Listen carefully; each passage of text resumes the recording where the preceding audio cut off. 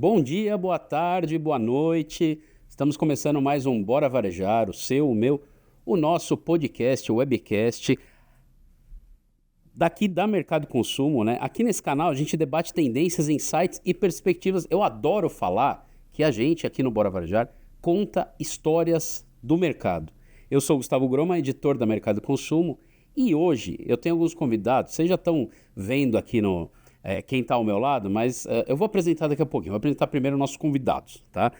Hoje a gente vai falar muito sobre os food service e sobre a transformação das operações de food service em influenciadores de consumo. Deu para entender? Pegou? Se não pegou, a gente vai destrinchar isso aqui nesse episódio do Bora Varejar.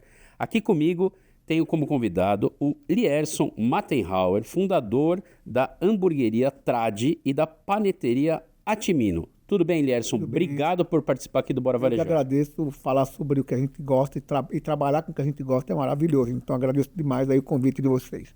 Legal. Tenho também o Diego Senra, da Lator Consultoria em Negócios. Obrigado por estar com a gente aqui no Bora Varejar, Diego. Eu te agradeço o convite, obrigado pela participação aqui, para estar com vocês batendo esse papo. Diego, que é um velho conhecido meu, então provavelmente vocês vão, de vez em quando, eu vou chamar ele de Diegão, vai ser uma coisa mais intimista assim, não sei se eu vou conseguir, não sei se eu vou conseguir segurar. E por falar em intimidade, aqui do meu lado, como co-host nesse episódio, já que nossa Ayana Freitas, editora executiva da Mercado Consumo, está curtindo merecidíssimas férias, né? Como co-host eu tenho a Cristina Souza, sócia fundadora e CEO da Gouveia Food Service. Cris, brigadão por estar aqui nesse episódio para falar de food service e está aqui ao meu lado. Tudo bem, estou super animada, porque eu já olhei o Instagram aqui dos meus convidados dessa tarde, né, dos nossos convidados, e tem muita conversa boa aqui com essa moçada, gente. Obrigada, Gu, um prazer. Gente, para começar, antes da gente entrar naquele tema que eu falei, eu vou querer que o Lierson conte pra gente um pouco da história da hamburgueria Tradi e também da paneteria Atimino, como que tudo começou, de onde surgiu essa ideia, quando começou. Conta pra gente um pouco, Lierson. Na verdade, começou quando eu casei. Eu comecei a cozinhar. Nunca tinha fritado um ovo antes de casar. Olha. Aí quando eu casei, comecei a cozinhar e comecei a gostar de fazer coisas diferentes. E eu, como sou um apaixonado por hambúrguer desde garoto, e eu fazia muito hambúrguer. Quando veio o Facebook, eu fiz uma página no Facebook chamada hamburgueiros.com, onde eu relatava minhas experiências nas hamburguerias na época. Só que na época, vocês imaginam, não tinha Instagram, não tinha nada. A gente tinha que comprar no sábado à noite e esperar o Estadão sair, que tinha aqueles... E eu ficava procurando hamburguerias novas naquela época. Então, quando saiu o Facebook, eu fiz uma página e comecei a relatar e acabou virando um blog. E nesse blog, a gente conheceu uma pessoa chamada... Como é que chama? Cláudio Baran. Cláudio Baran, do Burger Fest, que meu filho fazia a página dele, e ele convidou a gente para vender hambúrguer numa feirinha em 2014, 2015. Foi aí que criou o Oráculo, que é um hambúrguer carro-chefe da Tradi, que é um cheddar com pepperoni, que virou uma sensação daquela feira, com filas, e nós vendemos 1.200 hambúrguer num dia. Uau. Aí foi um negócio incrível. E aí todo mundo começou a ser um objeto de desejo, porque naquela época ninguém fazia aqueles hambúrguer com muito queijo, sabe? E a gente praticamente foi um dos primeiros a fazer isso, chamava muita atenção. Aí um amigo nosso, meu de infância, que também tem restaurante, e convidou a gente para montar a Tradi, que a gente foi com meu filho no começo, e foi um sucesso desde o começo. E hoje a gente está aí com várias casas, a gente é muito forte no delivery, graças a Deus a gente está com bastante unidades e trabalhando muito bem esse tema que é hambúrguer, né? São Paulo é a capital mundial do hambúrguer, na minha opinião. Legal. Que é onde mais se fala sobre hambúrguer, onde tem mais podcast falando sobre hambúrguer, onde tem mais gente falando sobre o assunto. E isso tem muita hamburgueria. Deve ter hoje em São Paulo mais de 7.000 hamburguerias só em São Paulo, para vocês terem uma ideia. Muito bom. E eu sou um fanzaço de hambúrguer também, Cris, e você? Eu adoro também. Eu queria fazer uma pergunta aqui importante. Quando você falou naquela época, quando é que você começou a primeira jornada e quando que fundou efetivamente? Então, na verdade, quando eu era garoto, em 80 e pouco, eu já visitava hamburguerias, já eu era apaixonado por x-salada. Tanto é que eu adoro o x-salada padrão. E lá na Tradi nós temos até um hambúrguer chamado Ipiranga, que é em homenagem ao seu Oswaldo no Ipiranga, que tem um molho de tomate e tal. A gente tem um hambúrguer em homenagem a ele.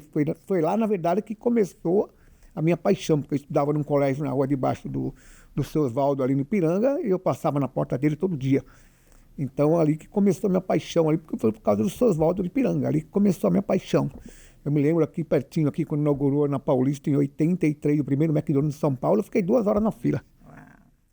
Eu fiz, inclusive, estou escrevendo até umas coisas sobre a história do hambúrguer em São Paulo, as hamburguerias, o ano que nasceu cada hamburgueria clássica de São Paulo. Eu tenho até um rabisco sobre isso, que é uma coisa bem interessante. Eu faço até um estudo, por exemplo, sobre montagem de X-salada, onde fica o tomate embaixo. Na cena do hambúrguer em São Paulo, ele é tido como um decano, assim, porque estuda, conhece a história, cria equipamentos e desenvolve as coisas e tal. Então ele tem essa visão do mercado de ser o cara que estuda com profundidade. Falou assim, ó, ele vai em várias hamburguerias clássicas e vê o X-salada. Aí ele fala qual é a ordem dos ingredientes, Exatamente. a montagem, para entender o que desliza, como é que pega, como é que funciona, o que é melhor, o que influencia no gosto e tudo mais.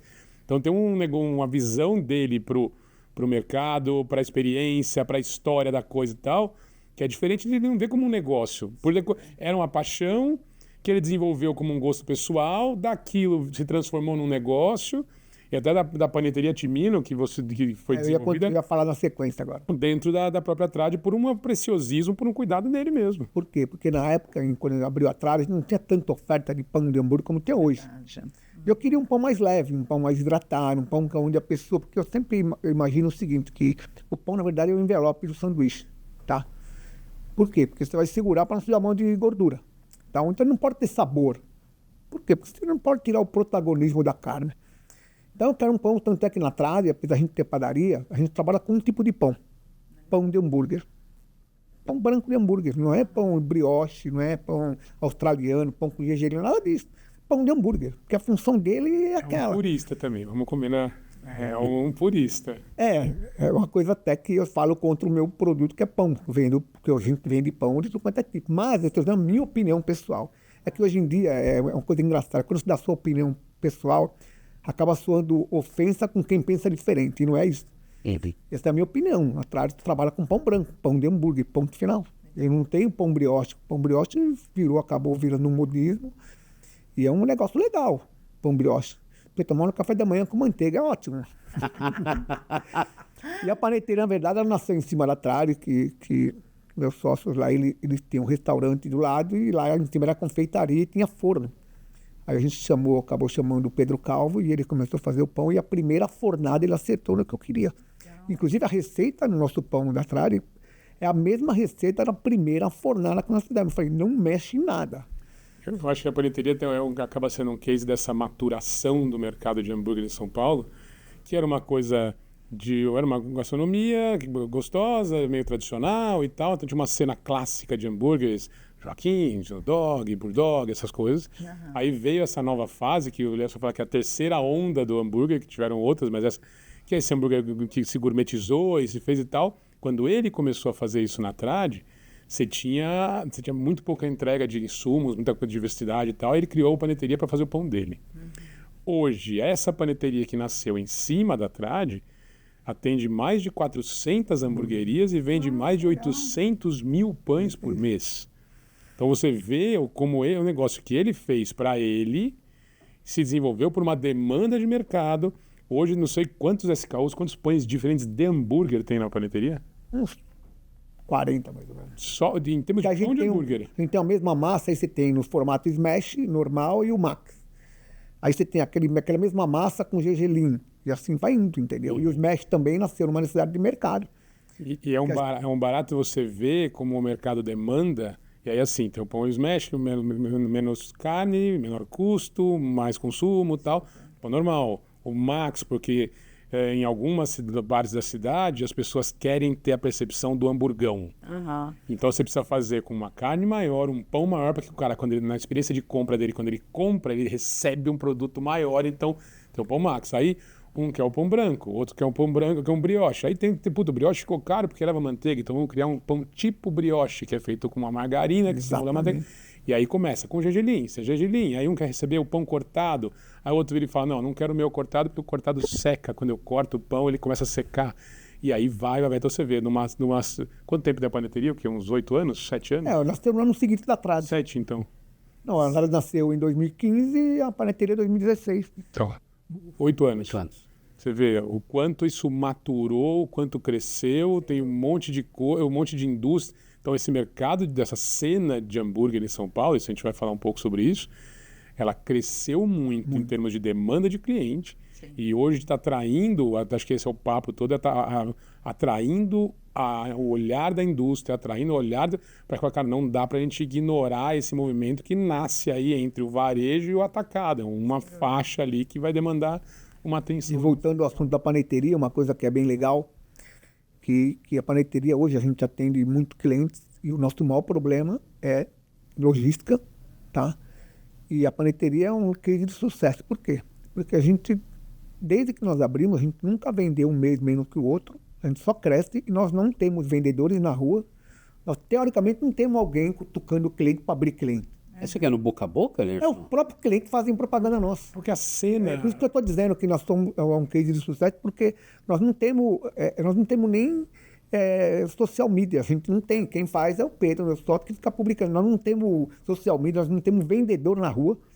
É porque E a gente só cresce a venda. Por Isso quê? é uma- Porque quando você tem um produto Vocês, bom... 800 mil pães por mês sem um vendedor, tô preocupada. Não, mas não é, porque os próprios clientes fazem propagandas novas. Ontem a gente recebeu um grupo de amigos, a gente fez um espaço lá em cima na paneteria, onde a gente recebe clientes para mostrar a fábrica, ver como funciona. Ontem a gente recebeu 8 e 2 não eram clientes. Aham, 2 foram levados pelos amigos deles. aham. E os próprios amigos dele, que eram clientes nossos, convenceram os 2 a comprar pão da gente. Quer dizer, eu não precisei falar nada. Eles mesmos... É que tem uma cena, isso também Você entendeu? Isso que é legal. muito específica desse nicho hamburguero. É uma cena muito conectada. As pessoas se conhecem todas, elas se falam todas, elas se frequentam em eventos, em grupos e tal. E diferente dos mercados que mais diversos, onde tem uma concorrência acirrada, é competitiva entre um e outro e tal, o entendimento geral é que tem para todo mundo. Vamos ajudar, vamos colaborar, a gente compra junto, a gente divide e tal, a gente ensina e tal. E aí esse negócio dos insumos, você falou, 800 mil pães, nunca teve... Mas por que aquele negócio? Primeiro que o produto é feito por quem consome e por quem conhece. Sim. Então ele mesmo já tem um diferencial enorme, porque ele sabe o que está acontecendo na ponta, todos os problemas, desde a armazenagem, o tempo de shelf life, o consumo, a mordida, a estrutura, quer dizer, já é um estudioso fazendo o produto. Até o tamanho da caixa. Antigamente todo mundo fabricava pão e entregava naquelas caixonas enormes, né? Sim. E no começo eu que entregava. Aí eu tinha dificuldade de entrar nos locais, escadinha. Aí eu falei, peraí, não tá dando certo. Se isso não chama experiência do cliente, eu não sei o que é. Até isso, a gente acabou fazendo uma jogada. Só antes da gente continuar o papo e entrar, se aprofundar mais, o pessoal tá vendo o Diego falar com tanta propriedade, né? Diego, você ainda não explicou muito bem, né? O que a Lator faz e qual que é a parceria que você tem com o Lierson. Vou dar uma pincelada rápida até para explicar a nossa sinergia isso, aqui. Exato, porque a gente está trocando bola na área aqui. Na verdade, eu sou publicitário de formação, eu tive agência de publicidade por mais de 20 anos e sempre atendi clientes de food service, entre outros, como agência, entendendo as necessidades de comunicação, necessidades visuais, de construir uma marca, mesmo a parte de experiência de cliente, embalagens, como é que o cliente vê, o que ele vê, como é que ele escolhe, como é que ele consome. Então, essa parte do balcão para fora, eu sempre conheci muito bem. E aí comecei a atender várias empresas, tal, tudo mais. Quando chegou ali por volta de 2019, mais ou menos, eu comecei a chamar o Liercinho, que é o filho do Lierson, que era um dos sócios da Trade, para fazer eventos para clientes meus. Eles tinham acabado de ganhar o prêmio de melhor da Veja aqui em São Paulo, melhor hambúrguer da cidade. E aí eu fazia eventos para clientes para criar experiências únicas para relacionamento. Então aquele negócio, um cliente meu tinha uma empresa de logística enorme e para você prospectar cliente de logística é um trabalho muito complexo, porque a solução logística ela tem que ser muito bem desenhada para cada uma dos clientes. Então, o processo todo de bid, de um processo, é 1 ano, às vezes, que o cara fala, vamos abrir a concorrência, fazer logística. Aí ele convida 3 empresas, a empresa tem que vir, estudar tudo, desenhar, calcular custo. É um processo longuíssimo. E eles queriam conseguir ter acesso aos diretores e tal. E às vezes fala assim, olha, vamos almoçar num restaurante e tal? O cara não ia, ele não fazia, porque ele falava, cara, não te conheço e eu estou ocupado. E se eu quiser ir comer lá, eu vou e como.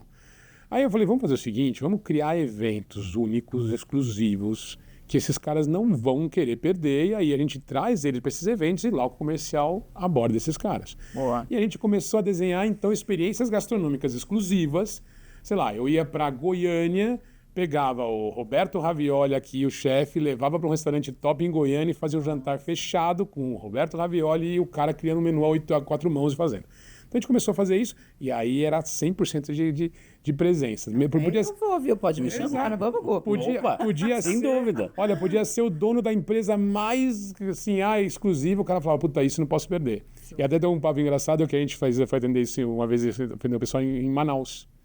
Em Manaus, o que acontece? O pessoal, quando vai para Manaus, os executivos que vão para Manaus, eles vão e levam a família, alguma coisa e tal. E a cena gastronômica de Manaus não é tão grande, não é tão madura assim e tal.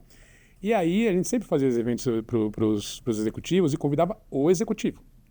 Aí quando a gente foi fazer um evento em Manaus, eu fui fazer um bate-papo com o gerente regional lá, falei assim, como é que a gente vai fazer em Manaus? Ele falou, aqui é o seguinte, aqui nós temos que convidar sempre o marido e a esposa. Mas por que isso? Não, porque a esposa aqui, ela não tem amigos, ela veio de fora, então ela depende muito do marido. Se você fizer um evento às 7 horas da noite, tipo um happy hour, o cara não vai, porque ele quer ir para casa e ficar com a mulher. Por outro lado, se você convida o cara e a mulher põe na agenda, assim, nossa, no dia tal vai ter um jantar com o Roberto Ravioli e tal. Qual é a chance desse cara desmarcar esse jantar? Nula. Então a presença lá era de 100%. Bom, aí eu convidei o Liercinho para fazer um evento, a gente fez 1, 2, 3, no terceiro evento eu falei assim, Diego, eu queria te falar uma coisa. Aqui na Trade a gente tem muita visibilidade, a gente acabou de ganhar prêmio e tal, não sei o quê. As empresas do segmento querem interagir conosco. Querem patrocinar a gente, querem estar aqui conosco, tá? Mas eu não sei como fazer isso. Legal. Você que é um cara de publicidade, você não quer vir aqui nos ajudar a fazer esse relacionamento, fazer essa ponte, entender as ofertas e tudo mais? Então eu falei, pode ser interessante, vamos fazer. E isso foi logo assim, meses antes da pandemia. Quando eu estava começando a entender a relação do que seria, vamos dizer, esse relacionamento de trade, mais ou menos, a pandemia veio. E com a pandemia veio aí aquele negócio. Tudo que você tinha planejado foi pela janela. Vamos tentar junto criar alguma coisa, melhorar isso aqui. Nessa época, o Liercinho acabou saindo do negócio, acabamos ficando nós dois. Falei assim, e aí, o que a gente vai fazer? Eu falei, eu caí para dentro da operação com toda a experiência que eu tinha de agência e de empreendedorismo. Meus clientes sempre foram empreendedores. O Lierson sempre foi um cara muito mão na massa. E aí a gente caiu, começamos o quê? Enxuga cardápio, vamos mexer na experiência de delivery, vamos mexer na experiência com tudo. Começamos a redesenhar um negócio para entregar o máximo possível para as pessoas na casa. E eu comecei a vir com ideias para a gente conseguir chegar em públicos que não eram da Trade. Pegar influenciadores de outras áreas, buscar ideias inovadoras para apresentar o produto. A gente já tinha marca, a Trade já era uma marca conhecida. E a gente falou, vamos começar a chegar em lugares. E quando a gente começou a expor isso dessa forma, a indústria começou a chegar na Trade e os caras começaram a dizer, a gente queria se relacionar com você, como é que a gente vai fazer? Aí eu falei, peraí, vamos desenhar isso aqui. Aí comecei a criar ações, comecei a criar coisas e tal. E eu comecei a perceber que quanto mais eu ocupava esse lugar onde eu fazia a interface entre a operação, a comunicação e o financeiro do negócio, as indústrias começaram a me procurar lá, porque ali tem um cara que viabiliza as coisas. Show. Porque às vezes o trade procura as empresas para se relacionar e não tem aonde pegar, porque ou o cara de compras não entende de comunicação, o cara da operação não sabe como vai ser a compra, não sabe comunicar, e o cara para fazer ação ele tem que conseguir comunicar. Então assim, quando esse espaço que eu ocupei começou a dar tracionar. Eu falei, poxa, acho que tem um negócio aqui. Foi quando eu falei, puxa, eu comecei a conversar com ele, comecei a falar muito com a indústria. Aí aconteceram duas coisas engraçadas. O pessoal do mercado começou a me procurar para que eu fizesse o que eu fazia na Trade. E o pessoal da indústria começou a me indicar para outros operadores. Falei assim, cara, tem um cliente que eu adoro, que eu queria muito trabalhar com eles, mas eu não consigo. Você não quer ir lá conversar com esse cara para você trabalhar?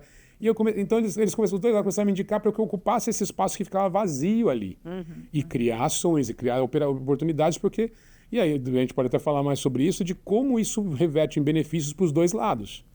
E aí foi quando nasceu a Alatora, que era fazer justamente essa relação, essa inteligência de negócio, essa relação de indústria e operador, e essa ajuda nessa comunicação, essa integração da ideia para levar para o consumidor todo esse movimento da indústria nos operadores. Pegando esse gancho que o Diegão estava falando aí, Cris,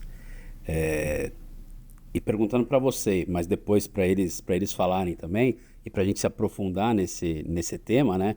Quer dizer, hoje e daqui para frente, né? Vamos falar daqui para frente, porque para trás já foi, né?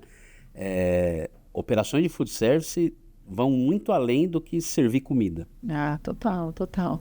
Na verdade, eu acho que assim, por um tempo a gente era muito food, né? Todo mundo que entra no mercado de alimentação entra por essa paixão, né? Que a gente começou aqui esse papo falando, puxa, era apaixonado, gostava muito e tudo mais. E por muito tempo a gente se concentrou, sei lá, em mais de 80% da nossa energia era muito forte na comida. E hoje o que eu vejo a gente tem 51% de comida e os outros 49% a gente tem que ser mais tecnologia.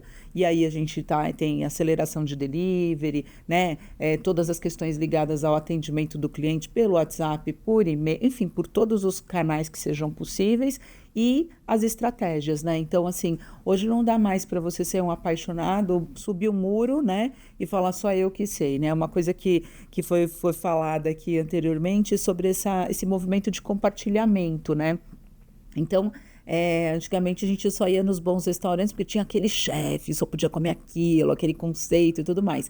E realmente, eu particularmente também defendo isso para meus clientes. A gente tem um grupo que chama Inspira Food Service, porque a gente troca muito essa coisa de se inspirar no outro, em falar e tudo mais, porque eu acho que esse compartilhamento é que leva o mercado para frente. Então, por exemplo, se ele falasse assim, não, então tá, Diego, você não vai, você está aqui comigo, você ficar aqui comigo, faz isso com ciúme. Então, mas é charme, é charme. Se eu quiser falar de você, você vai me esquecer e vai fazer só para os outros. Ele faz com ciúme. É charme. Mas eu digo assim, o tamanho de oportunidade que isso cria, né? A indústria realmente, ela quer falar com o operador, mas o operador realmente tem muitas prioridades, né? Vamos combinar, né? O trade, ele é um cara especialista, ele tem aquele foco. Quando a gente é empreendedor, né, Lerson, a gente cuida do financeiro, do marketing, do lançamento do novo produto, da embalagem, do funcionário, do cachorro do funcionário que morreu e ele não veio hoje. Enfim, tudo que a gente tem que realmente, enfim, cuidar, né, pagar as contas do banco, pegar empréstimo, inovar, comprar equipamento. E às vezes, realmente, quando a gente olha em termos de priorização, você fala, desculpa, esse rapaz aqui, essa moça aqui, eu não vou atender agora. Não está na minha lista de prioridades, porque no topo da sua lista está o cliente. E às vezes você não enxerga que fazer uma parceria estratégica ou construir uma jornada de um relacionamento mais aprofundado, não é nem que você não enxerga, você fala assim, puxa, daqui a pouco eu faço isso. E 365 dias é muito pouco, né? Eu falo assim, a gente conversa semana que vem. Exato.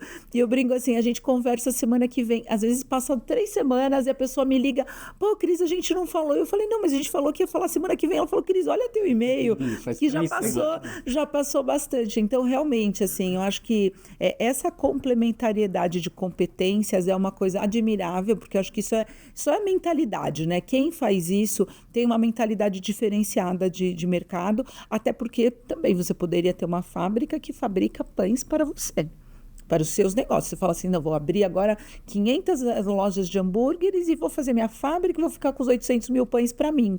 Então, eu acho que tem um altruísmo aí e que tem sido cada vez mais frequente. Fica à vontade aí para falar, Diego, eu tenho 0 problemas aqui. Então, assim, eu acho que isso é querer o sucesso do outro, né? Então, por exemplo, quando você tem um pão muito bacana, e a hamburgueria também tem uma certa curiosidade. Por exemplo, você pode cruzar a cidade uma vez para ir lá experimentar um hambúrguer, mas você vai mesmo ficar fidelizado na hamburgueria da sua região. Mas isso mais do que nunca agora pós-pandemia. O que é perto, o que é fácil. Então, assim, onde eu fico, sei lá, você tem uma loja no Ipiranga, eu tô lá em São Caetano, é próximo, eu poderia passar lá. Eu vou lá. Mas assim, se tiver uma que fica a 15 minutos da minha casa, no dia de chuva, no delivery, não sei o quê, e eu gosto, e o pão é tão bom quanto, porque inclusive é você que fornece, não sei o quê, eu vou acabar fidelizando lá. Então, eu acho que assim, é um pensamento de estimular outras pessoas a viverem esse sonho que você vive, né? E isso eu acho que é muito legal, porque você fala assim, não, eu posso ter tudo sozinho, tudo é meu. E não, você, puxa, quantas, sei lá, fazer a conta aqui, 800 mil pães deve dar para abastecer mais de 50 hamburguerias, né? 400 hamburguerias, verdade, eu anotei aqui. Então, 400 clientes, gente, olha que legal. 400 empreendedores que têm sucesso, Imagina, sustentam nós suas temos famílias. 8 pô. mil clientes. Agora, na verdade, tanto hambúrguer quanto restaurante, existe uma particularidade, qualquer momento. Você vai em determinada hamburgueria ou determinado restaurante, no momento você está. Às vezes você quer simplesmente comer rápido, aí você vai no McDonald's da vida. Às vezes você está com sua namorada, você quer curtir o negócio. Você não vai num autoatendimento, onde você tem que ir no Boa. caixa, pagar, pegar para comer, não. Pra Você quer ter uma sentar. experiência de você sentar, ser servido, comer uma entrada antes. Muito bom. Então, é por isso que você nunca vai na mesma hamburgueria. Não existe, só como naquela hamburgueria. É isso aí. Você vai variar. Um dia você vai numa, um dia tem um hambúrguer que você gosta daquele lugar, ou quer comer aquele hambúrguer. Na Claro Meu, a gente tem essa situação que não é um hambúrguer tão barato para você comer todo dia. Então, às vezes, o cliente escolhe o dia para comer. Olha, fim de Legal. semana eu vou comer trade. A gente tem essa conversa muito sobre, até na questão da estratégia da comunicação da coisa. Em termos de posicionamento de mercado, quando se começou a falar de posicionamento, você tem categorias muito claras, assim, qual é a sua pizzaria preferida? A minha pizzaria preferida é A, 1, 2 e 3. Então, em posicionamento, os caras que criaram os conceitos, eles posicionavam, você tem que ser ou o primeiro ou o segundo por algum motivo e tal. E aí você tinha categorias amplas e falava assim, é o lugar que eu gosto de comer quando eu saio de casa. Depois virou o tipo de cozinha que eu gosto de comer quando eu saio de casa. Hoje, assim, do hambúrguer. Eu tenho um hambúrguer que eu como no meu escritório, eu tenho um hambúrguer que eu como todo dia com os meus filhos, eu tenho um hambúrguer que eu vou pedir quando eu quiser um hambúrguer especial. Celebração. Porque né? você discute custo, você discute praticidade, você discute tempo, você discute uma série de coisas dentro daquelas categorias. Boa. Então você vai fragmentando cada vez mais isso e dando oportunidades para mais e mais players que já nascem. Fala assim, eu vou ocupar esse nicho. Eu vou ser o hambúrguer do todo dia, do bairro, aquele cara que ele come com o ticket de refeição. Eu sou esse cara. Eu não sou o cara da celebração, eu não sou o cara de vir namorar com a mulher, eu vou ocupar esse lugar. Exatamente. E hoje o food tem muita essa oportunidade. Isso aí. E a gente está, assim, engatinhando nisso ainda. Ontem mesmo eu estive num evento onde o pessoal lá do Instituto Fast Food Brasil foi lá conversar e aí eles apresentaram um material e tal. E acho que o número que me chamou a atenção e que eu acho sempre legal ressaltar é como a gente tem muito para crescer ainda como food service. Sem dúvida. Em países mais, vamos dizer, desenvolvidos na experiência de alimentação fora do lar, como se diz, os caras fazem 80% das refeições deles fora do lar. Hoje, na média do brasileiro, nós estamos chegando em 20%. E aqui, nas grandes cidades, esse número está aumentando muito rápido. Super. Primeiro, pelas questões de transporte, de rotina e tudo mais. Segundo, porque as novas gerações ou os apartamentos são cada vez menores e não tem cozinhas para se fazer, ou as pessoas têm tempo ou não sabem cozinhar. Tem a questão nutricional, que é o negócio, cara, eu sei cozinhar, mas o que eu sei vai me tornar uma pessoa completamente anêmica, porque eu só faço assim, não consigo comer direito na minha casa. Tem variabilidade na E aí eu conheço, né? cada vez mais se conhece famílias que se alimentam o tempo todo na rua. Gente de praça de alimentação de shopping, gente que, cara, não tem tempo e come na mesa, aquela...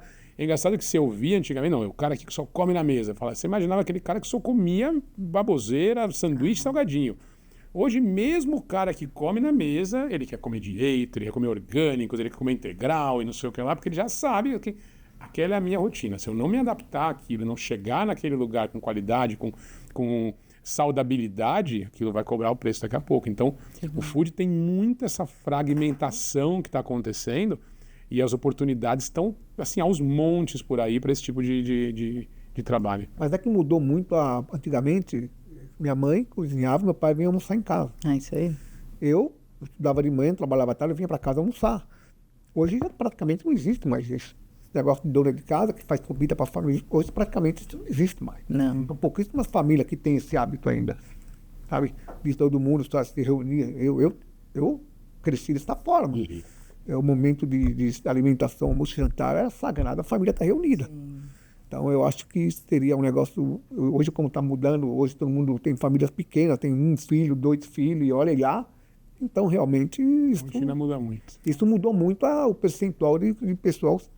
Aumentou muito comer fora, não tem jeito. Muito bom. Eu vou querer saber mais sobre estratégias, principalmente, mas como a gente adiantou, né? O papo, sempre quando a Cris está aqui, o papo rende, né, Cris? Isso é excelente. Põe fogo no negócio. Muito bom. Já estamos aí, quase meia hora de episódio e eu não chamei intervalo. O pessoal que está fazendo assim com a mão. Então, ó, a gente volta rapidinho, intervalinho, rapidinho a gente já volta para continuar esse bate-papo, tá bom? Você que está acompanhando o Bora Varejar, não deixe também de visitar o portal da Mercado e Consumo, mercadoeconsumo.com.br, a mais relevante plataforma de varejo e consumo do Brasil. Acompanhe também todas as nossas redes sociais. A Mercado e Consumo está onde você estiver. Você que está com... Voltamos para dar continuidade a esse episódio do Bora Varejar, falando sobre food service, hambúrguer. Que delícia, hambúrguer, adoro hambúrguer. Fiquei pensando, cadê as amostras, né? Mas olha... Sabe que eu tô feliz, né? Porque nós estamos lá gravando há meia hora e não falamos nenhuma vez a palavra lanche. Mas estamos Eu tô aqui bem com feliz. profissionais, né? Olha lá. Vai lá, Gu. Tô bem feliz porque todo mundo chama hambúrguer de lanche, realmente ele pode ser um lanche, porque lanche é uma pequena refeição, né? Não é um sanduíche. Então, o pessoal chama hambúrguer de lanche, ou fala lanche, eu fico meio... É que antigamente o hambúrguer vinha da lanchonete, né? Você falou do X-salada. Sim, mas o que é lanchonete? Vamos na lanchonete, Não, mas o que... a lanchar. Exatamente, Aí, lanchonete serve refeições rápidas. Exato. Entendeu? Então, as pessoas confundem lanche com sanduíche. Olha, eu vou te falar que são os hambúrgueres que eu tenho comido, se eu tratar como lanche, Já era, né? Não classifica. seriam 8 refeições por dia daí. Um Né? snack. Antes de eu fazer a pergunta que eu prometi que eu ia fazer, o Lierson falou que ele, eu acho que foi em 83, você teve na inauguração do McDonald's aqui da Paulista. A gente tá gravando aqui na Paulista, gente. Exatamente. Então, aqui do ladinho. Aqui foi na esquina de Lauro, cara. É nessa esquina da frente. 2 horas de fila, 3 horas de fila. Eu peguei a mesma, mas não em 83, eu estava nascendo em 83, tá, Lierson? Houve a inauguração do Burger King. Peguei, fui na inauguração do Burger King, então tudo bem, é uma outra rede e tal, mas também tenho a minha história e minha memória de 2 horas de fila, 2 horas mesmo, para pegar uma coroinha lá do Burger King. Foi legal, foi com os amigos, foi legal. Mas voltando pro nosso papo, eu queria perguntar para vocês, para Cris também, né? Quais são as estratégias? A gente está falando de estratégias, né? Que pode ser parceria, enfim, mas quais são as estratégias que cabem no food service para engajar, para encantar o cliente hoje? Eu acho que a primeira coisa que é o negócio que eu acho que é mais perto da gente aqui, que é o que a gente tem feito bastante, é criar oportunidades para as marcas se colocarem e se apresentarem nos operadores. Eu acho que mais do que nunca, assim, com tudo que aconteceu em termos de mídia, que mudou muito, foi muito para digital, e aí você personalizou muito e tal. Então, os lançamentos que se faziam antes em mídias de massa, de produto e tal, aquilo caiu muito a aderência, você não consegue chegar no consumidor mais. Por outro lado, hoje as marcas têm uma oportunidade de se relacionar com esses consumidores de uma forma muito mais próxima, em ambientes escolhidos pelos consumidores e gerando experimentação, gerando uma qualidade disso e mais até conseguindo trazer para o teu produto, vamos dizer, para aquela degustação, todos os atributos de um ambiente que o cliente escolheu para estar. Então o que acontece? Quando a gente eu comecei a me relacionar com a Trade, as empresas queriam entrar se relacionar com a Trade, buscar esse tipo de contato, eu falei, bom, como é que a gente quer fazer isso? Pô, vamos trazer esses produtos para cá, mas como? Claro, vamos criar oportunidades, vamos criar promoções, criar coisa. Como é que você pode pagar isso? Não, vai ser por investimento? Vai ser por bonificação? Como é que vai ser isso? Porque daí começa a reverter para o operador também. Claro. Porque o operador é o cara que cria aquela experiência. Então você tá lá, eu tô com você, pô, a gente é amigo e tal. Vamos comer um hambúrguer? A gente escolhe, pô, vamos na Trade. É um ambiente, um hambúrguer premiado, com super qualidade, com isso e com aquilo. Então você vai no hambúrguer que você escolheu, no lugar que você escolheu, no ambiente que você montou, que ele montou um lugar super bacana, e aí você senta para comer lá, você toma um refrigerante que ele vai oferecer daquela marca X, que pode ser ou uma marca que você adora, ou até para um cara que é entrante no mercado, para uma marca que você não conhece. E aí a Trade vai oferecer essa oportunidade de você degustar um produto que você não conhece. Pô, a gente está conversando. Você compraria, uma soda, Bora Varejar no mercado? Não conheci, não vou. Mas você chega na Trade e fala, só tem a soda Bora Varejar. Você fala, puta, tá bom, traz uma. Assinando, né? Ela tá testando ali. Primeiro que você vai tomar naquele momento, então é propício que você goste, porque é um lugar que você escolheu para estar, com alguém que você escolheu para estar e tal. Segundo, que você vai experimentar um produto que você não pagaria fora para experimentar. Você ia comprar aquela Coca-Cola que você sempre compra, ou o Guaraná que você sempre compra, ou a Pepsi, sei lá o que te gosta. Mas a questão é, você gera essa experimentação com uma chance muito maior daquele consumidor falar, puta, que gostoso, vou levar para minha casa. Okay. E aí você faz o quê? Então você impulsiona, você potencializa essa experiência de degustação, de experiência e tal. E aí você fala, pô, eu quero experimentar um queijo, uma batata, um molho, um ketchup, alguma coisa e tal. Então essas oportunidades começam a aparecer para que as marcas vão para perto desses clientes através dos operadores. Os operadores criam isso. Como é que você chega, como é que você facilita isso para o operador? Oferecendo condições para esse operador falar, pô, beleza, vem comigo. Ou porque é um produto que agrega muito, ou porque a oportunidade comercial é muito bacana, porque no fim do dia o operador está lá porque ele precisa rentabilizar a operação. Então, se você cria, ou porque você fala, não, eu vou investir, esse operador é um cara muito legal, porque você influencia várias pessoas naquela presença. Não só você relaciona com o cliente, mas, por exemplo, no caso da Trad, que é um expoente do mercado. Quando vamos dizer, a gente coloca uma marca lá dentro, todo o mercado hamburguero está olhando e fala assim, cara, o que a Trad está usando? Deixa eu lá ver. E aí o cara vai lá, vê o que a Trad está usando e fala, puta, eu vou trazer isso para minha hamburgueria. Ou o comercial vira e fala, pô, eu tô na Trad, não sei o que e tal. Então aquilo se potencializa também.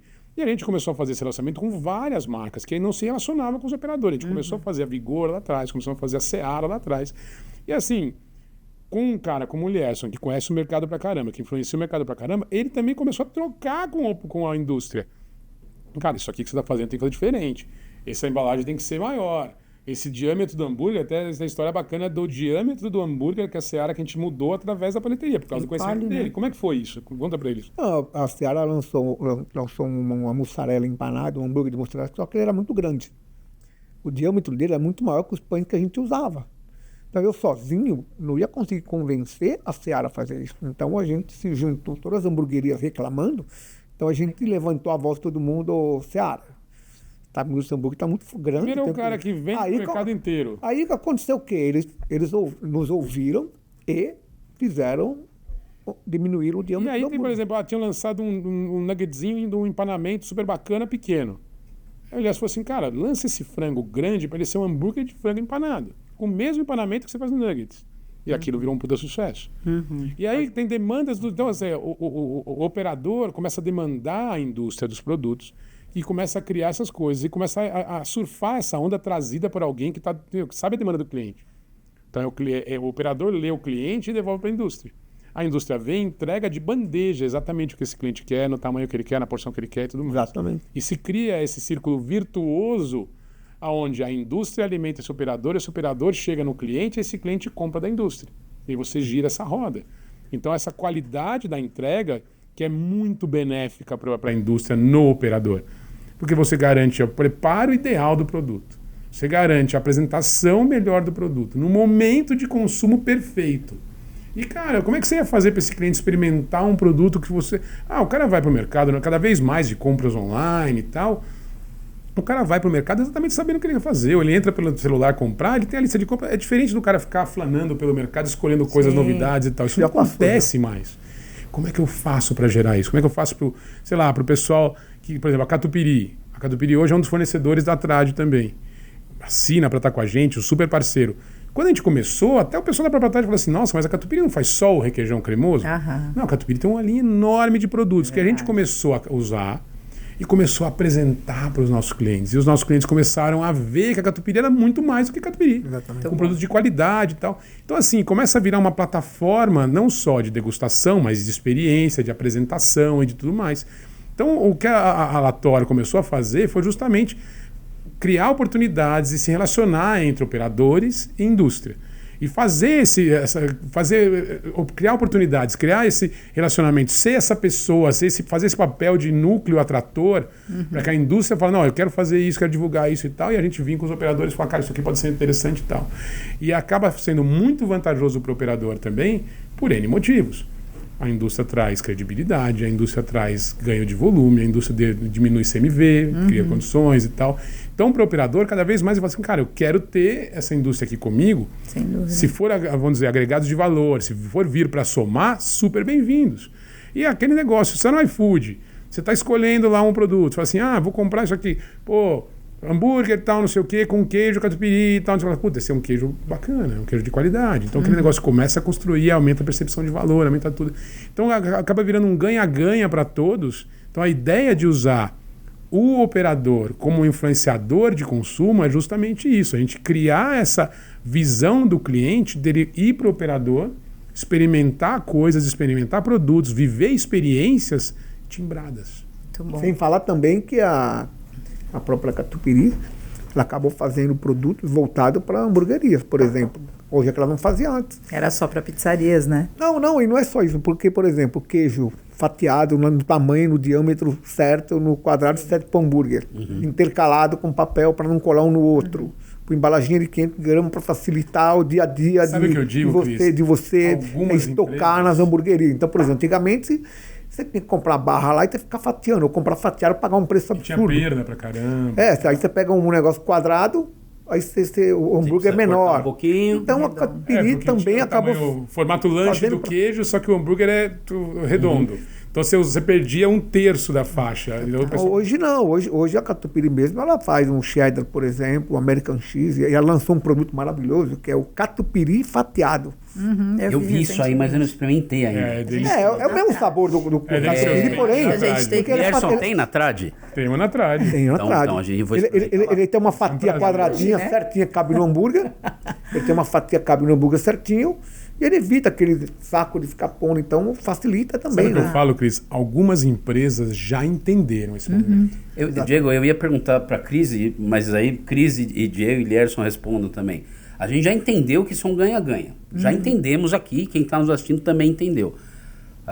O mercado de food service já entendeu isso?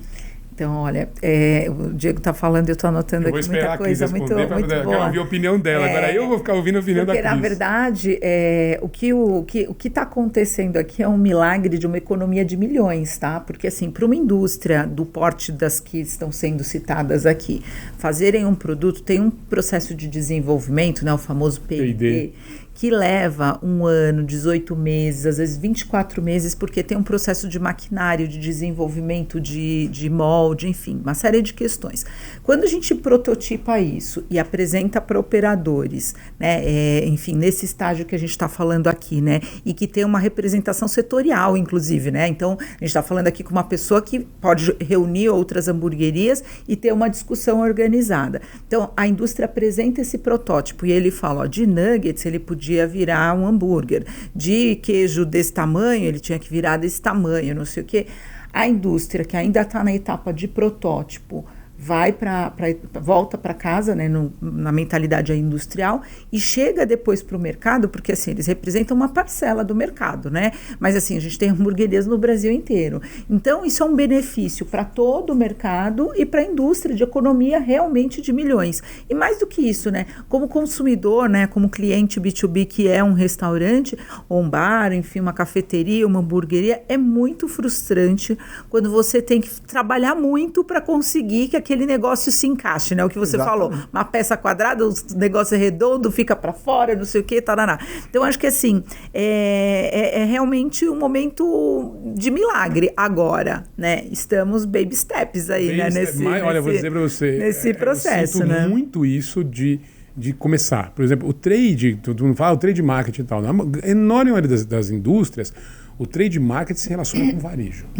Isso. Raramente você tem alguém... Como eu estava falando, a indústria hoje está começando a entender que existe o trade. A indústria sempre teve o trade voltado para o varejo. Para distribuidores, para supermercados e tal. Que é o grande volume de venda, é o enorme volume de venda. A indústria vende mais de 70% do volume dele para o varejo. Eu concordo absolutamente, mas só para a gente saber por quê, né? É porque assim, o varejo é o canal de venda, vamos dizer, é o output da coisa, é quando a coisa sai. O operador ele tem que ser visto como um influenciador, uma vitrine, uma mídia, tal, porque ele, na verdade, assim, ele vai gerar venda. Eu até falo para algumas parcerias, são ações de cashback. Você faz ação de marketing com cashback. Por exemplo, eu sou um fornecedor de batata, aí eu faço um contrato com a Trad e falo assim, olha, então beleza, quando você consome? Eu consumo X toneladas. Então a gente faz um contrato de exclusividade, eu vou investir para estar nas embalagens e tal, então eu vou investir para timbrar o teu negócio, mas você compra de mim. Então o que acontece? O investimento que esse cara faz volta para ele em produto. Então assim, vamos lá. Então você tem o trade que é voltado para o varejo, esse trade é indispensável, ele tem que acontecer e tal, porque ele tem que irrigar esse varejo, e é aonde o cliente vai, naquele ciclo que eu desenhei, Chega uma hora que ele vem do operador ele vai para a indústria, ele tem que encontrar esse produto na gôndola. Mas o que acontece? Um pouco desse dinheiro que era jogado em mídia, publicidade e tal, ele tem que vir para o operador para que esse operador seja um ponto de experiência para o cliente. Totalmente. E lá, o que acontece? Hoje, cada vez assim, baby steps, como disse a Cris, a coisa está indo, que os clientes, as empresas estão começando a entender. É impressionante como tem umas que já entenderam, então voando, e outras que não tem nem com quem falar. Eu ligo lá, cara, não tem. Eu tenho uma pessoa que faz rota, que tal, não sei o que, empresas enormes. Mas por quê? Porque eles ainda não entenderam que isso é fundamental, que o mercado mudou e que aquela degustação, a experimentação, a experiência do cliente, plataforma de novo produto e tal, é no operador, é lá que você vai encontrar com esses caras. É lá que o cliente vai te procurar. E aí você tem que achar. E a gente vai começar agora, como todo mercado, ele começa a maturar. Aí eu falo assim, puta, para criança, onde eu vou servir? Para o cara que é o fine dining, aonde eu vou estar? Para que produto? O vinho, aonde eu vou? O café, aonde eu vou? Como é que eu vou... Sabe assim? E isso não se limita a restaurante. Sim. Bares e tudo mais e tal. Não são pontos de venda, eles são pontos de experiência, eles são pontos de marca. Lá eles vão influenciar teu consumo. Então tem cases enormes de marcas que se construíram na experiência do cliente. A Heinz é uma delas. Entendeu? Então, porque, cara, ela investiu muito nessa experiência do hambúrguer, virou sinônimo de ketchup. E aí, então, quer dizer, hoje para você conseguir reverter isso, é enorme. Não adianta você botar dinheiro na mídia. Ou você bota... A mídia vai para o consumidor final, né? Então, ou você consegue colocar a experimentação para o cara experimentar e falar, cara, existem outras coisas, ou aquilo se consolida e se cristaliza, vamos dizer assim. E tem que contar uma coisa interessante. Tem indústria que ela faz encontro de hamburgueiros. O que ela faz? Ela marca um dia, num local bem bacana, grande, vai convidar 100 donos de hamburgueria. Aí ela vai lá, vai servir hambúrguer, vai fazer... Mas para que ela faz isso? Para ouvir a gente. Então funciona de uma forma incrível, porque vão tudo quanto é dono, inclusive esse encontro que nasceu o Hamburgão Grande. Foi lá que a gente bateu, a gente quer o hambúrguer com a mesma tal, e nasceu esse dia. Então eles fazem encontro, aí vai um bom dono de hamburgueria, aí sabe, aquela apresentação, mostra a fábrica, tal, e depois tem o momento de a gente ficar trocando ideia. Sem dúvida. E ficar, olha, ficar trocando ideia, cada um fala uma bobagem ou outra tal, mas no fim acaba sendo benéfico para todo mundo. Essas bobagens viram realidade no fim. Exatamente. É porque é aquele negócio, o pessoal começa a... A gente ouve muita bobagem, a gente ouve muita bobagem. O pessoal começa a colocar para fora as demandas que estão reprimidas neles, entendeu? Desde de necessidades de produto até sentimentos. Só assim, cara, eu faço um baita trabalho para a indústria X não me vê. Então, esse relacionamento com o mercado, eu falo, se você observar, algumas indústrias já entenderam e estão surfando essa onda. Isso, a tendência é que eles continuem crescendo.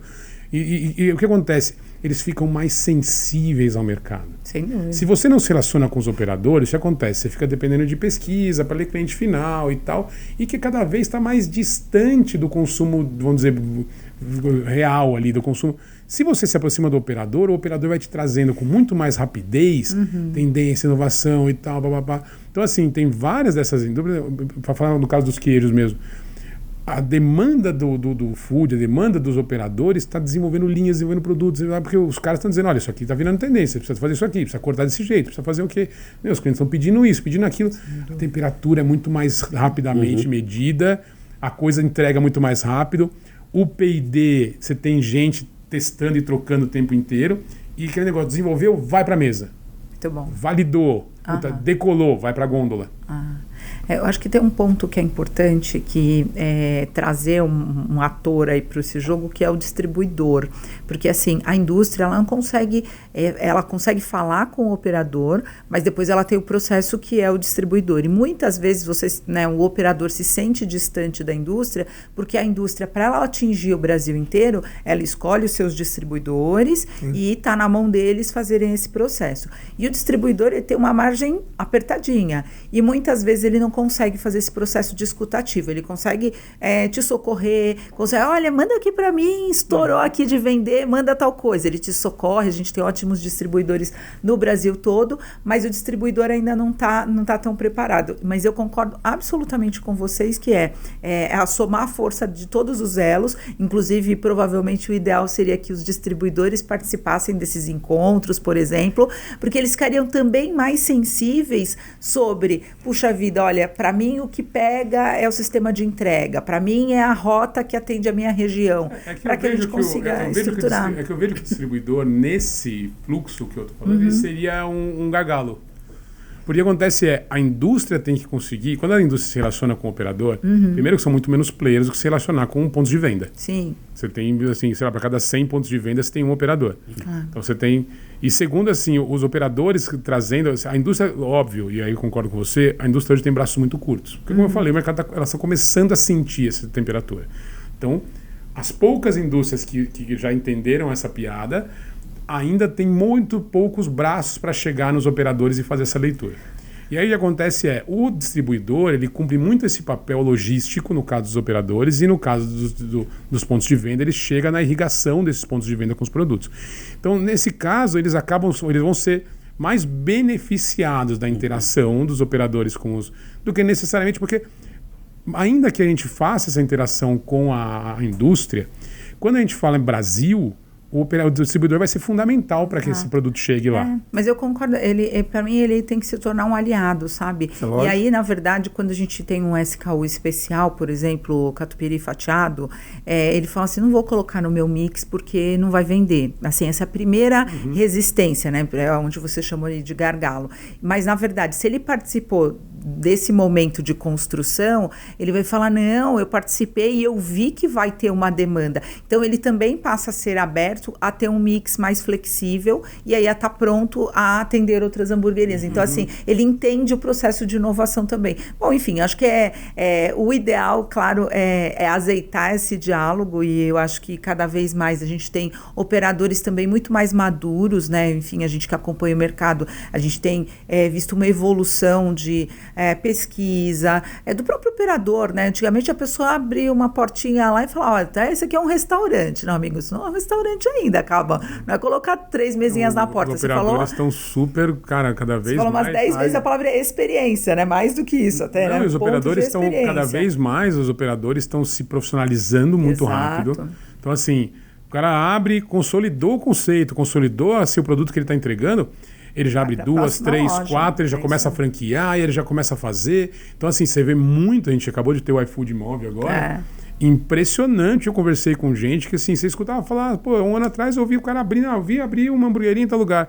Aí você encontra o cara e aí? Não, já tenho 3 lojas, estou com isso, estou com uma cozinha central e tal. Então esse negócio tá assim, porque a demanda hoje em dia também aumenta muito rápido com o iFood, com tudo. O cara abre uma loja, estourou, em 3, 4 meses o cara vendendo, aumenta o delivery, tá, não sei o que lá, ele já monta um outro ponto, pega uma daqui, tinha uma cozinha, bota no iFood, já começa a vender. A hora que você fala com o cara, e aí, como você tá? Não, eu vou fazer um ano agora, eu já tenho um salão, eu tenho 3 deliveries, eu tenho não sei o que lá, tal. Você fala, caramba. É que tem um segredinho também por trás disso, Diego. É que antigamente a gente ganhava mais de 20% de margem no food service. Já teve isso, tá, pessoal? Mas hoje em dia a nossa margem continua de duplo dígito, mais próximo de 10. Então, o que acontece? Se você tem uma loja só, você pode ter fila na porta, mas os seus vizinhos estão achando que você está com um puta sucesso, mas não estão botando dinheiro no bolso de verdade. Então, você tem que abrir a segunda, a terceira. Então, quem entende isso, e isso é um movimento positivo, né? Então, assim, o mercado traz demanda. Tudo que você falou, eu concordo absolutamente. Estamos super alinhados aí com consultores. O que eu adiciono é, de fato, que para sustentar a faculdade dos filhos, né? Porque a gente, né, que empreende, você sustenta a sua família, seus sonhos e tudo mais, né? E, inclusive, né, sempre ali as faculdades dos filhos, essa história de que não dá mais para ganhar só 10, 12, 15%. Quem está ganhando 15% está soltando rojão.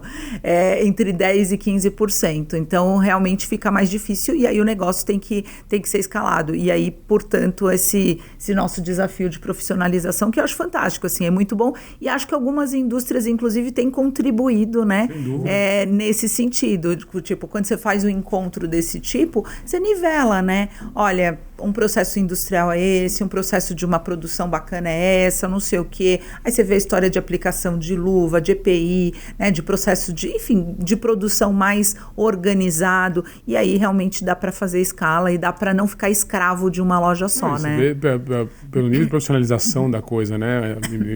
Tanto na gestão de RPs e ferramentas e tal, e implementação das práticas de atendimento, e aí experiência.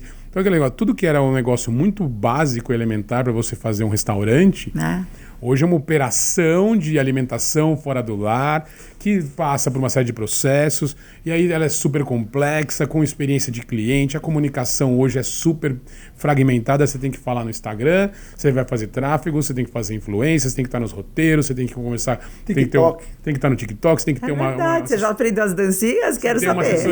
Você tem uma assessoria de imprensa, aquilo tem que estar super movimentado, se você não comunica, você morre. É verdade. E aí você tem que buscar margem o tempo inteiro. Você tem um player que é, vamos dizer, um ator nesse contexto, que é a plataforma de delivery, que morde, é um teu sócio no negócio, do qual você não consegue viver sem. E ele tem uma participação fundamental em muitas das operações. Às vezes ele é usado até como ferramenta de expansão. Sem dúvida, sem dúvida. Então, assim, é muito complexo. Hoje já tem muito... Estamos falando, se debate muito. Quando o Lierson fala sobre a São Paulo ser a capital mundial do hambúrguer... Que legal, eu adoro. Ele é uma bandeira dele, ele adora falar isso. Você vê, hoje mesmo a gente vai ter o prêmio... um dos, vamos dizer, o que seria o Oscar do hambúrguer aqui em São Paulo, e vai movimentar a cena inteira. Quem vai ganhar? Vai movimentar a cena inteira. E até como o pessoal falou, se cair uma bomba no teatro lá hoje, acaba a cena do hambúrguer em São Paulo. Não, por favor, não. No Brasil não. até. E aí acontece, você tem uma... Então é um mercado cada vez mais maduro, cada vez mais complexo, cada vez mais dinâmico. Então você vê operações de cozinha hoje, o próprio Fabrício, do Hambúrguer Perfeito, faz as invasões e tal. Tem cozinhas que ele visita que parecem operações de Fórmula 1. Sim, o cara coloca em 200, sei lá, 150 metros quadrados, põe 30 pessoas lá, os caras bailam como naquele filme do Ray Kroc, cuspindo 1000 pedidos por noite, não sei quantos 1000 hambúrgueres, um negócio maluco. Impressionante. Com uma qualidade, com assim, aí um mar de motoqueiro saindo e salão atendendo paralelo e tal. Então, assim, não é uma coisa que está se batendo mais. Brincadeira, assim, não né? é brincadeira. Então, você tem um iFood móvel lá que bota 8.000 pessoas lá para falar sobre gastronomia, sobre alimentação fora do lar e tudo mais. Tá? Uma série de players, uma série de coisas. E aí, gente debatendo, gente conversando, consultorias e para a indústria, sabe assim? Então, é muito grande, aumenta cada vez mais. E vai ficando multifacetado, né? Como gente vai pegando uma partezinha do negócio para desenvolver, como eu que estou fazendo um negócio, sabe assim, que é novo, que está começando agora, criando uma vertente nova aí. Muito legal. E hamburguerias como ele, que na verdade é trad. Ele começou para fazer um negócio tradicional. Então ele é um cara que se agarra nessa tradição, porque a ideia foi, ele falou, cara, eu quero fazer um negócio bem feito, por muito tempo, de forma consistente. Exatamente. Que legal. O pessoal ficava perguntando, pô, você quer fazer o melhor hambúrguer? Porque esse negócio de melhor hambúrguer é muito relativo. Porque o melhor para mim pode não ser para você. Mas, na verdade, o que eu sempre sonhei é em ter uma casa, um hambúrguer, onde virasse meio que um ponto de referência. Pô, você vai para São Paulo, pô, vai na Trad comer, bom Oráculo. Tanto é que a gente abriu outras casas na época da pandemia. Por quê? Porque não tinha como você retirar e você tinha que só delivery. Aí nós abrimos outras casas, a gente tinha 2 deliveries antes da pandemia, hoje nós temos 9. Eita, que bom. Nós crescemos, por quê? Para poder levar o produto, praticamente hoje a gente já tem em São Paulo todo. Praticamente nós estamos em 100% da cidade hoje com delivery. E nós temos casas, inclusive, com atendimento diferenciado. Por exemplo, na Paulista. Tem uma lojinha na Paulista aqui. Ali, entradinha daquela... Não tem garçom. Não tem garçom. Por quê? Porque o tamanho e o perfil de cliente aqui não permite ter garçom. Inclusive, estive lá semana passada. Eu tive muita sorte. Você entendeu? E no Morumbi também, é a mesma coisa. É uma área onde só tem empresa. Então, o almoço vai muito bem. Só que à noite não tem uma alma viva lá. Aí é delivery. Então, o almoço vai bem presencial e à noite delivery. Então, a gente não tem uma regra, ó, tem que ser assim. Não. A gente tem, na verdade, várias formas de trabalho. Depende da região, a gente opera de uma forma. Eu tive muita sorte começando a Lator dentro da Trad. Tanto que assim, muita gente acha que eu trabalho para Trad. Me vem como Trad. Primeiro que eu tive muita sorte que logo que a gente começou, que veio a pandemia e tudo mais, a gente começou a repensar tudo e questionar todos os formatos. Não tinha nada que era escrito em pedra. Vamos repensar tudo. Então, dentro da Trade, a gente tem autoatendimento, a gente tem garçom, a gente tem operações de salão, a gente tem operações que são só delivery, a gente tem públicos diferentes pela cidade, então tem unidades que são mais um público com um ticket alto mais alto, é o ticket médio mais alto, tem unidades que são família, tem unidades que são só executivos, tem unidades... E assim, cada hora tem unidades que tem mais demanda de motoboy, tem mais oferta de motoboy, tem unidades que tem menos, então cada uma é um problema. Exatamente. Então eu acabei virando assim, fazendo uma universidade lá dentro. Legal. O Lierson é um cara muito generoso e é um cara que cria, que faz, então a gente conversa muito, ele é muito aberto a isso e tal, então a gente tem um relacionamento ótimo, eu e ele, todo mundo sabe. E lá dentro eu tive muita autonomia dada pelos sócios, por todos, para desenvolver isso e trazer parceiros e criar coisas e tal. Então lá hoje, assim, a gente tem hoje 12 parceiros dentro da Trade, que vão do café ao molho, passando por carne, por queijo, por todos os insumos hoje, que são insumos que estão com parceiros contratados que fazem questão de estar lá e nos quais a gente devolve visibilidade, a gente devolve experiência, devolve tudo, porque a gente acabou criando uma plataforma muito bacana para isso, que é o que a gente faz e hoje aqui é o que a Lator faz e repete em outros clientes, em outros segmentos também. Mas isso tudo foi que a gente, vamos dizer, concebeu isso, desenvolveu isso dentro da Trade, com a generosidade aí do Lierson e do sócio e tal, que me deram essa oportunidade de fazer e começar a desenvolver isso. Falar, cara, isso aqui tem um negócio. E a diversidade dentro da Trade de ambientes, de lojas e tudo mais, me deu essa experiência de fazer de tudo lá dentro. Então isso eu devo tudo a ele aí, ao pessoal da Trade. Olha, legal. Desconfio, Cris, que teremos que fazer um outro episódio com estas mesmas pessoas Agora eu tô gostando. que Na cá Trade. estão. Né? Talvez na Trade. Olha, Cris. Aí, legal. Cris como co-host já deu uma bela ideia. Seria incrível receber vocês lá, fazer na Trade. Fazer um Bora Varejar na A Trade. rapaziada da técnica aí também. Eu Opa, tenho certeza que se todos for de convidados. ninguém reclama. Eu não arrumei tenho pra nós dúvida aqui disso, agora. Diego. Você já deu uma excelente ideia. Então, ó, vamos ver se o pessoal aqui topar, a Não, e gente tem topa muito Opa, também. de posição, sem dúvida. Tem muito para falar. A gente pode, desde a experiência de cliente, que eu acho que é um negócio muito legal. A gente tem muito para contribuir aí com vocês no Bora Varejar e com o próprio mercado de food aí, que é o quintal da Cris aí, Super. que é a rainha do negócio. Então, assim, estamos à disposição. Não, você quer melhor jeito de mostrar a experiência do cliente do que fazendo o Bora Varejar lá? Não, mastigando, bora E mostrando o produto, principalmente, mostrando o produto. É isso, Eu só queria finalizar sobre o negócio da cena do hambúrguer, porque, na verdade, o primeiro boom da hamburgueria foi nos anos 60. Tanto é que lá na Parenteria a gente tem um pão de hambúrguer que é um tradicional, aquele que é colado no outro tal, que o código é 60 e o produto chama bonitinho. Pão de Hambúrguer Clássico 60, em homenagem ao ano 60, que começou realmente o boom de hamburguerias aqui em São Paulo, começou aquela época. As grandes hamburguerias tradicionais hoje, elas nasceram nos anos 60, todas elas. Você não tinha nascido nessa época ainda. Eu tive o prazer de nascer mais ou menos nessa época. Aí teve o primeiro boom. Só que tinham hamburguerias que faziam hambúrgueres melhores do que esses hambúrgueres que existem até hoje. E qual que é a diferença? A administração. Aqueles que souberam administrar realmente ficaram vivos e estão até hoje. O que acontece hoje também, porque hoje em dia, todo dia abre hamburgueria e fecha. O que muda? Tem cara com puta hambúrguer bom, não dura um ano. E o outro com hambúrguer mais ou menos tá aí mandando bala. Por que Fazendo isso? franquia. O que muda? O muda é a administração, é a forma, é processo. É o que nós temos lá na nossa empresa, nós temos processo. Muito bom. Nós temos meus sócios lá que cuidam da parte financeira, administrativa. Sabe, eu estou aqui tranquilo, porque eu sei que está sendo bem cuidado lá. Sabe, é tudo na ponta do lápis.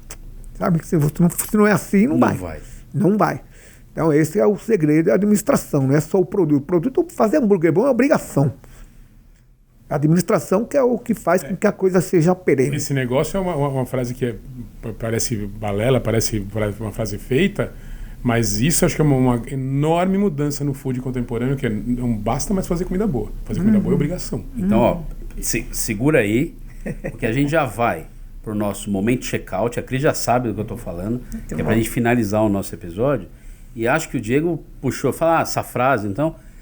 Diego, Lierson, hoje a Cris não, que ela está aqui do meu lado como co-host, não vai ter momento de check-out para a Cris hoje, mas olhando para aquela câmera, deem o recado final de vocês, e aí pode ser uma frase real, de efeito, enfim, e aí escolham quem vai começar. Bom, eu posso começar.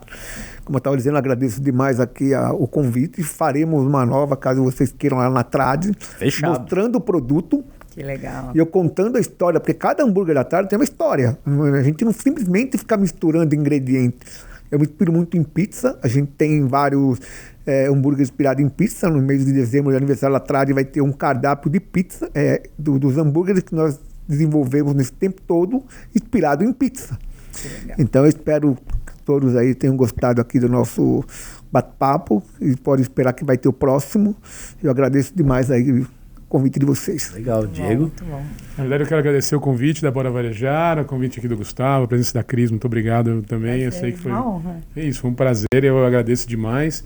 E falar que, na verdade, a nossa ideia é desenvolver esse mercado junto com a indústria, junto com os operadores e tal, aproximar e levar essas experiências para os operadores, aproximá-los dos clientes, levar essa troca de atributos da indústria para o operador, essa experiência que é gerada por lá, e diversificar isso para outras indústrias, para outros segmentos, para outras cozinhas, não só hamburguerias, mas pizzarias e bares e tal, conseguir aproximar a indústria deles, não como uma relação comercial, mas sim uma experiência, vamos dizer, multiplicada, potencializada dentro dos operadores. Então essa é a ideia que a gente tem com a Lator e conseguir levar isso, conseguir aproximar das indústrias. Muito bom. É uma porta que eu estou abrindo, ainda tem muita gente que ainda não entende o que eu faço, não entende o que eu falo. Conte comigo, hein? Eu vou contar muito, Cris, com certeza eu vou contar, porque é um trabalho que eu estou fazendo meio árduo, assim, batendo de porta em porta, desenvolvendo e tal, e eu tenho certeza aí que vai dar certo. Muito bom, parabéns. Diego, Lierson, Cris, brigadíssimo por essa aula. Eu fiquei aqui só ouvindo, né? Porque, cara, foi uma aula relacionada a hambúrgueres, a food service, a operação de food service.